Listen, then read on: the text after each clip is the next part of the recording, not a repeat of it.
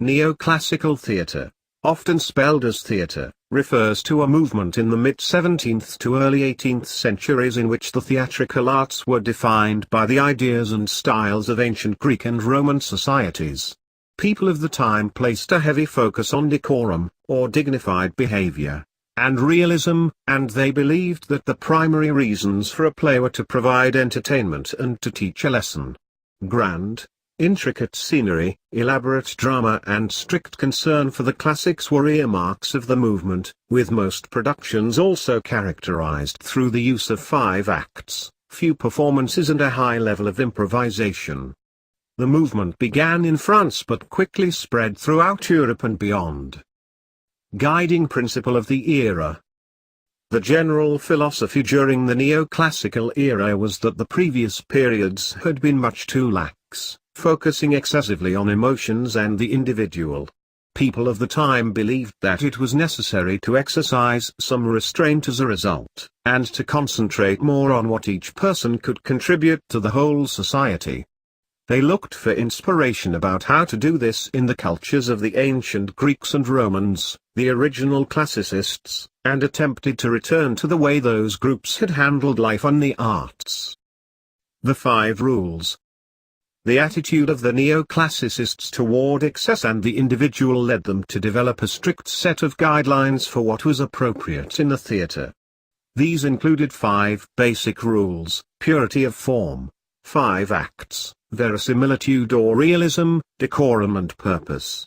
Playhouses generally rejected scripts or productions that did not meet these requirements. Playwrights and actors in the neoclassical period officially recognized just 2 types of plays, comedy and tragedy. They never mixed these together, and the restriction led to use of the now well-known pair of happy and sad masks that symbolize the theatrical arts.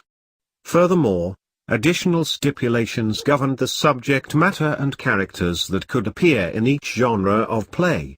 Comedies, which were either satires or comedies of manners, tended to focus on the lower ranks of society, while tragedies portrayed the complex and fateful lives of the upper classes and royals.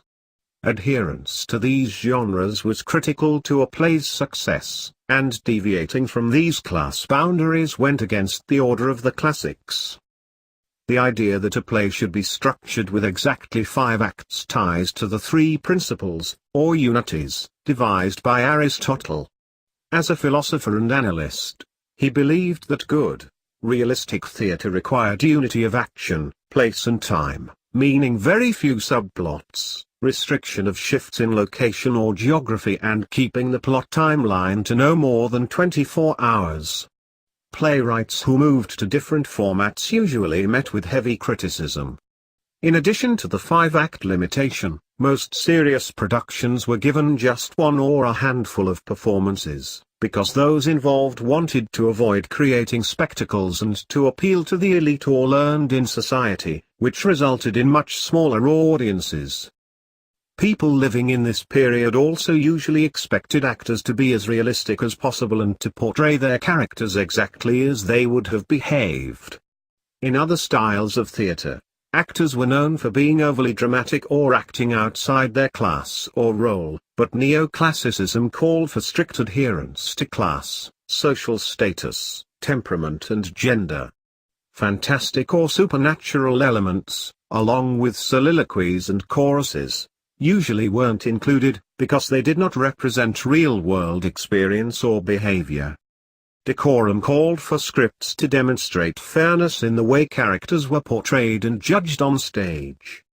It also meant that justice would be delivered when necessary, so there generally were no surprise endings in neoclassical theatre in the sense that characters with sound moral judgment always were rewarded, and those who had made poor or evil choices were punished. Productions ultimately were supposed to fulfill the purposes of teaching some moral lesson and entertaining. The stage, sets, and costumes. Sets in neoclassical theatre were dramatic, elaborate and rich. They were designed to provide a lush backdrop to each scene and to help the audience lose themselves in the drama. Another goal was to provide a realistic illusion of depth and perception. Stages themselves were redesigned during this period with dramatic arches to highlight the scenes and multiple entry points onto the stage. The idea of changing scenery and backdrops became more prominent, particularly with the invention of pulley systems that allowed parts to move more quickly across the stage. Lighting and sound effects heightened the mood and message of each scene, enhancing the dramatic experience.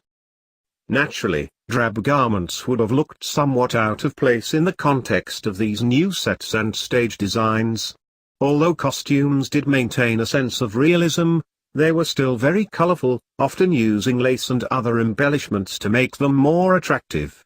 Sometimes, those in the play also used masks, keeping with the commedia dell'arte style. Improvisation. In many cases, playwrights would provide only a loose outline of a plot, and the actors were expected to improvise to fill in any gaps.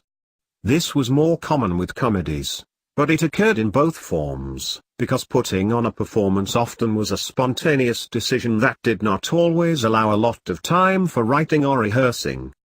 In some troupes, people specialized in playing a very limited number of characters so they could capture personas better on the fly, and a few actors devoted themselves to performing the same roles over their entire careers. Introduction of women. For hundreds of years, only men were allowed to be on the stage. The general view was that women should not be involved in public spectacles or put into a more prominent position, and some people believed that women were so busy thinking of other things that they couldn't possibly remember and deliver lines properly. Prepubescent boys or men who could manipulate their voices took female roles as a result. During the Neoclassical period, however, women were allowed to be shareholders of theatre companies and to participate in productions, resulting in some of the first professional paid actresses. Major playwrights. While there were many successful playwrights during the Neoclassical movement, 3 playwrights achieved a significant amount of success and notoriety. Pierre Corneille, 1606–1684, is often called the father of the French tragedy, writing scripts for more than 4 decades. Jean-Baptiste Poquelin, better known as Molière, 1622–1673, is known for his comedies. Jean Racine, 1639–1699, was a tragedian beloved for his simplistic approach to action and the linguistic rhythms and effects he achieved. All 3 of these men were able to take elements from classical Greek and Roman literature and transform them into plays that adhered to the neoclassical standards of decorum, time and space.